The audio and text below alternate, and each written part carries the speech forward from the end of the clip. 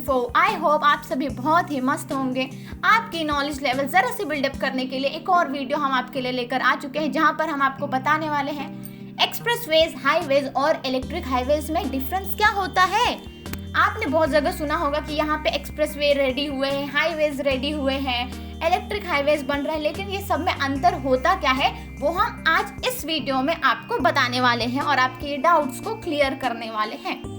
फिलहाल के टाइम में आप एक्सप्रेसवेज और हाईवेज को तो यूज करते हैं कहीं ना कहीं, बट इलेक्ट्रिक हाईवे की बात की जाए तो कुछ सालों में ये नया कंसेप्ट आया है इंडिया में। बाकी कंट्रीज में तो बन गए हैं, वहाँ पर गाड़ियाँ भी चल रही है, ईवी व्हीकल्स, लेकिन इंडिया में अभी थोड़ा सा फ्रेश है ये टॉपिक।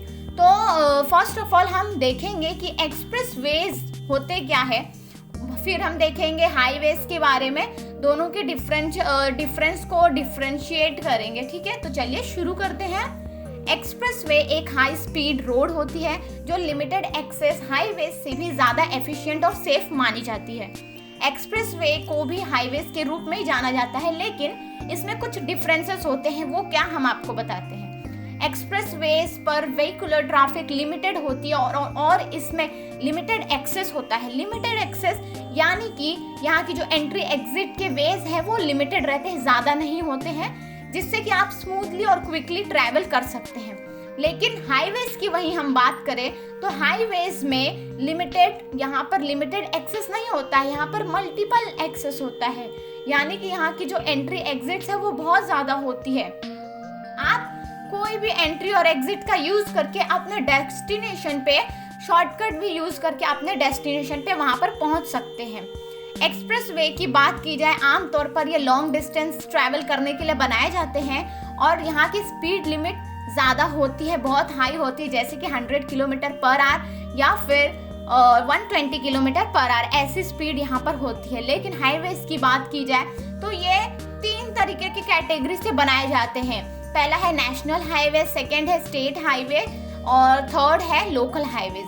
नेशनल हाईवेज को एनएच के रूप में, यानी शॉर्ट में एनएच के रूप में बताया जाता है। नेशनल हाईवे किस लिए बनाए जाते हैं तो वेरियस स्टेट्स को, सिटीज को कनेक्ट करने के लिए नेशनल हाईवे बनाए जाते हैं। अगर आपको वेरियस रीजन्स और सिटीज को कनेक्ट करना है तो स्टेट हाईवेज बनाए जाएंगे, और जो लोकल हाईवेज होते हैं वो सबर्बन एरियाज और रूरल एरियाज को कनेक्ट करने के लिए बनाए जाते हैं। यहाँ की स्पीड लिमिट देखा जाए तो एज कम्पेयर टू एक्सप्रेसवेज वहाँ पे 100 किलोमीटर पर आवर और 120 किलोमीटर पर आवर होती है, यहाँ पे उसके कंपैरिजन में थोड़ी सी कम होती है। वो क्यों?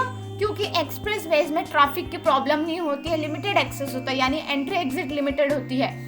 यहाँ पर मल्टीपल होने की वजह से ट्रैफिक की प्रॉब्लम क्रिएट हो सकती है, एक्सीडेंट्स हो सकते हैं, और मल्टीपल एंट्री एग्जिट होने की वजह से यहाँ पर वही एक्सीडेंट्स हो सकते हैं। ठीक है, और यहाँ पर देखा जाए तो एक्सप्रेसवेज में मिनिमम 3 लेन्स होते हैं और हाईवेज में मल्टीपल लेन्स होते हैं। एक्सप्रेसवेज में 3 लेन्स होने के साथ साथ इसमें मल्टीपल टोल बूथ्स होते हैं जहाँ पर आपको पैसे पे करने पड़ते हैं। कुछ एग्जाम्पल्स हम यहाँ पर देखेंगे एक्सप्रेसवेज के लिए, तो जो कि पॉपुलर है इंडिया में, Mumbai Pune expressway, Delhi Noida direct flyway, Yamuna expressway और बेंगलुरु मैसूर एक्सप्रेसवे, ये सभी इंडिया के पॉपुलर एक्सप्रेसवेज हैं।